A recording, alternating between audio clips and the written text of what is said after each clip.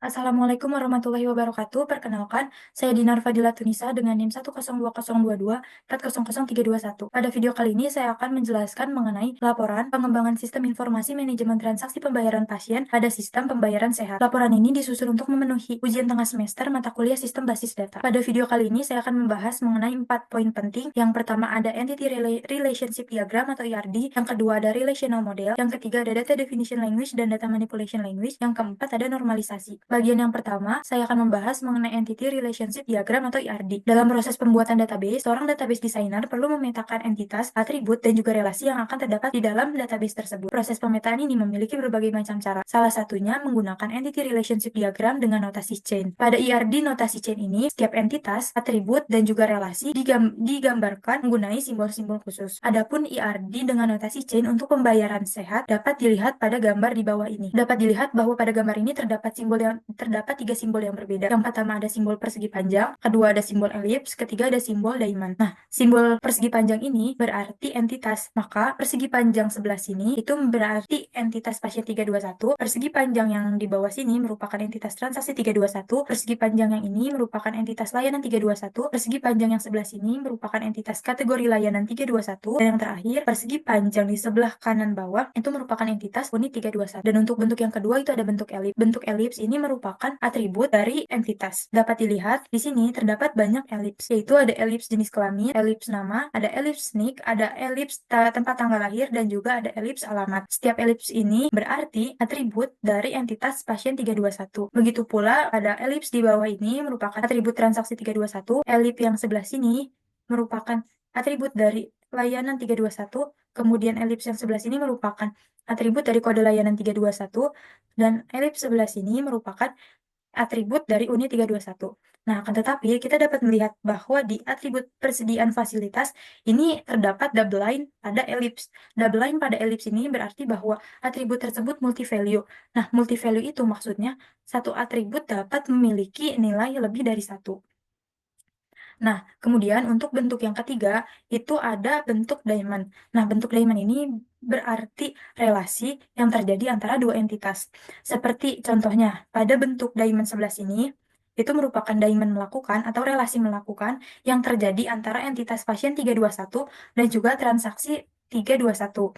Kemudian, relasi atau bentuk diamond mendaftar itu merupakan relasi yang terjadi antara pasien 321 dan juga layanan 321.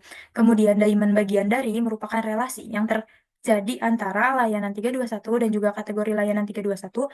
Dan yang terakhir, ada diamond terkait dengan merupakan relasi yang terjadi antara layanan 321 dan juga unit 321.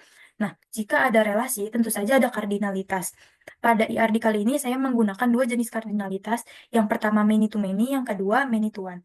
Nah, untuk kardinalitas many to many itu dapat kita lihat pada relasi melakukan dan juga mendaftar. Pada relasi melakukan, itu kardinalitasnya many to many. Artinya, pasien dapat melakukan beberapa transaksi dan juga transaksi dapat dilakukan oleh beberapa pasien. Kemudian, ada relasi mendaftar yang kardinalitasnya juga many to many. Itu artinya, pasien dapat mendaftar banyak layanan dan layanan juga dapat didaftari oleh beberapa pasien. Kemudian, untuk kardinalitas kedua itu ada many to one. Untuk many to one ini terjadi pada relasi bagian dari. Itu artinya, satu layanan hanya dapat menjadi bagian dari kategori layanan 321. Akan tetapi, kategori layanan 321 dapat memiliki beberapa layanan. Begitu pula dengan relasi terkait dengan yang terjadi antara layanan 321 dan unit 321. Pada relasi kali ini, relasi kali dapat dipahami bahwa di sini relasi 321 hanya dapat terkait pada satu unit atau tempat di rumah sakit. Akan tetapi, satu tempat atau unit di rumah sakit itu terdapat beberapa layanan. Untuk bagian yang kedua, kita akan membahas mengenai relational model. Untuk lebih mudah dalam membentuk database, biasanya database designer akan merubah ERD yang telah dibuat sebelumnya itu menjadi relational model. Karena dalam relational model, setiap entitas digambar dalam tabel dan atribut berada pada row tabel tersebut. Dan hal ini membuat relational model lebih mudah dipahami. Nah, adapun relational model untuk sistem pembayaran sehat dapat dilihat pada gambar di bawah ini. Nah, pada di gambar di bawah ini terdapat 8 tabel. Itu artinya terdapat 8 entitas di dalam database kali ini. Setiap entitas yang ada pada ERD pasti ada juga pada relational model. Seperti contohnya, entitas pasien 321, entitas layanan 321, entitas kategori 321, entitas unit 321, dan entitas transaksi 321.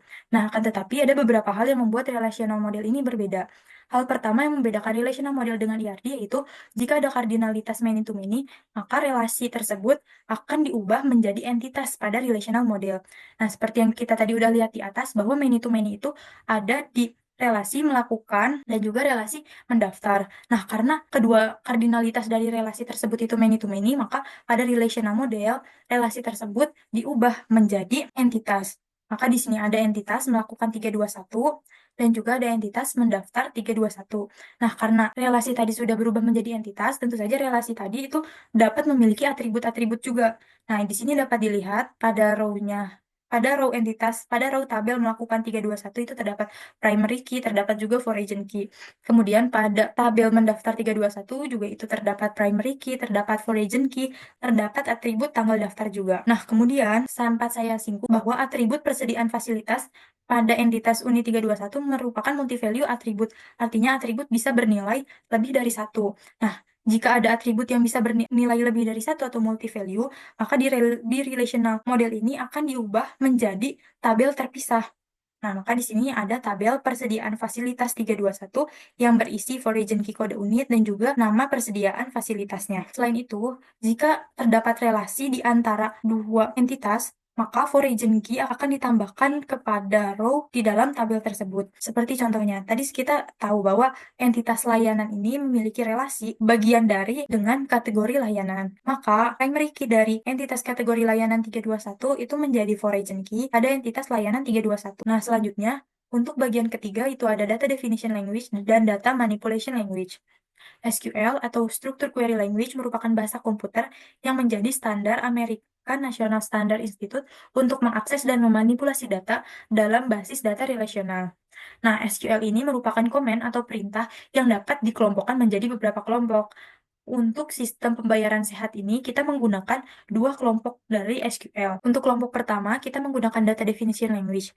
DDL atau Data Definition Language ini digunakan untuk mendefinisikan atau mengelola objek database seperti table, kolom, indeks, dan juga prosedur. Dalam mengembangkan sistem pembayaran sehat ini, terdapat beberapa operasi yang menggunakan Data Definition Language. Seperti contohnya di sini saya membuat database dengan kata kunci create database, kemudian di sini membuat tabel pasien 321 dengan kata kunci create table pasien 321, membuat tabel-tabel lainnya. Nah, kemudian pada tabel layanan 321, sebelumnya itu saya sudah membuat tabelnya. Dapat dilihat pada gambar yang ini, saya telah membuat tabelnya.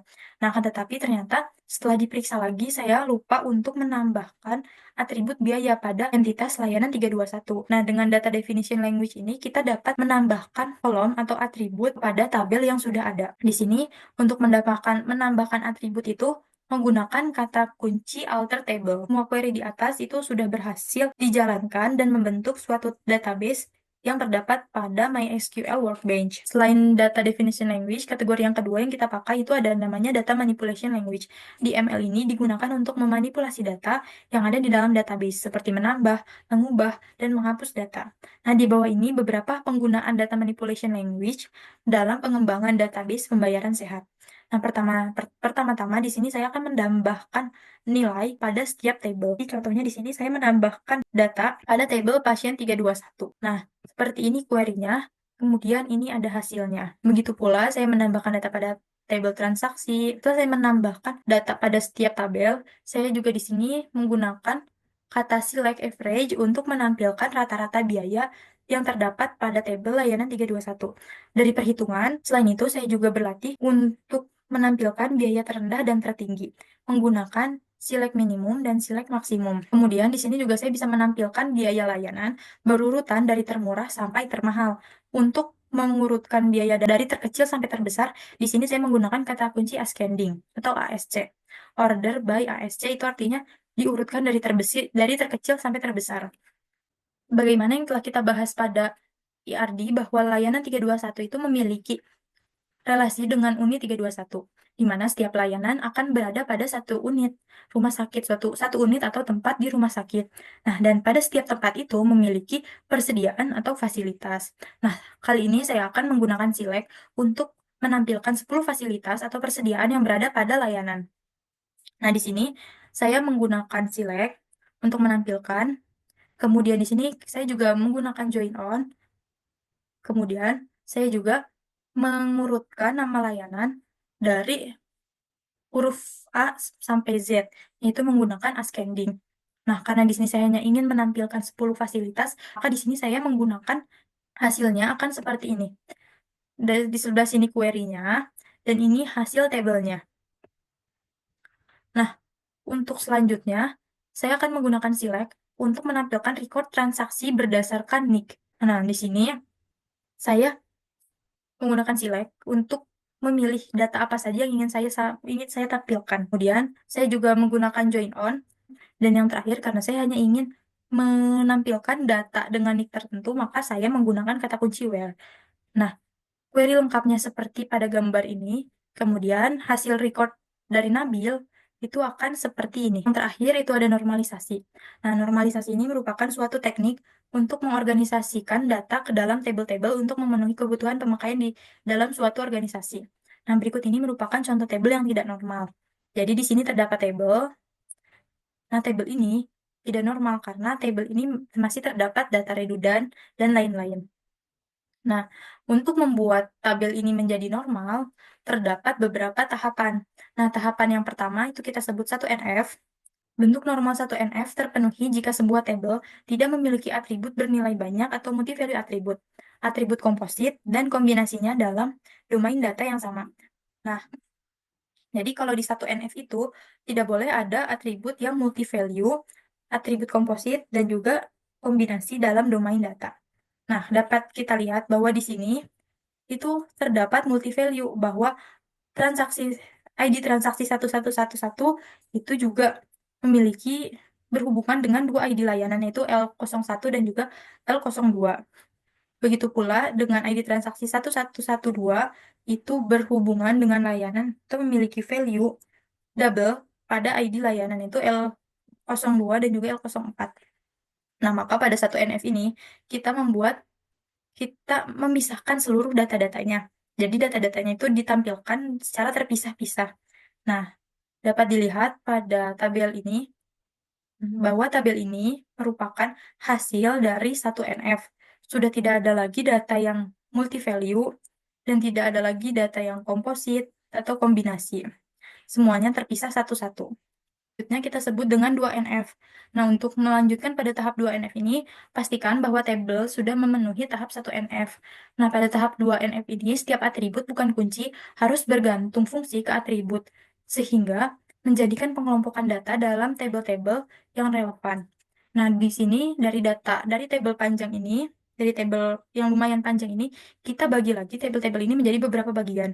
Untuk tabel bagian pertama itu ada tabel pasien yang berisi ID pasien dan juga nama pasien. Untuk tabel yang kedua itu ada tabel layanan yang berisi ID layanan, nama layanan, biaya layanan. Dan untuk tabel yang ketiga itu ada tabel transaksi yang berisi ID transaksi, ID pasien, dan waktu transaksi. Dan untuk tabel yang terakhir itu ada tabel detail transaksi yang berisi ID transaksi, ID layanan, jumlah, dan juga total. Tabel ini dipisah karena setiap key harus berkaitan dengan kolom yang bukan key. Seperti contohnya pada ID transaksi, seperti contohnya pada tabel transaksi, itu ada ID transaksi dan juga ID pasien. Nah, sudah pasti dua-dua ini berkaitan dengan waktu transaksi, di mana setiap pasien itu bisa saja memiliki waktu transaksi yang berbeda. Kemudian pada tabel detail transaksi itu key-nya ada di ID transaksi dan juga ID layanan. Nah, di mana ID transaksi dan ID layanan ini berkaitan dengan jumlah dan total. Jika misalkan kita masukkan ID pasien dan waktu transaksi ke dalam tabel detail transaksi, maka ID pasien itu tidak berhubungan dengan jumlah. Nah, dan untuk tahap selanjutnya itu ada tahap 3NF. Untuk melanjutkan pada tahap 3NF, pastikan bahwa tabel sudah memenuhi tahap 2NF. Pada tahap 3NF, atribut bukan kunci tidak memiliki ketergantungan transitif terhadap kunci utama. Berikut ini merupakan tabel yang telah memenuhi 3NF. Jadi pada 3NF ini kita lebih mengefektifkan penggunaan kunci pada tabel-tabel. Nah, di sini tabel pasien itu ada nah, di sini pada tabel pasien terdapat ID pasien dan juga nama pasien. Pada tabel layanan terdapat ID layanan, nama layanan, dan biaya layanan. Pada tabel transaksi, pada tabel transaksi terdapat ID transaksi, ID pasien, ID layanan, waktu transaksi, jumlah, dan juga total. Cukup sekian video dari saya. Terima kasih telah menyimak. Wassalamualaikum warahmatullahi wabarakatuh.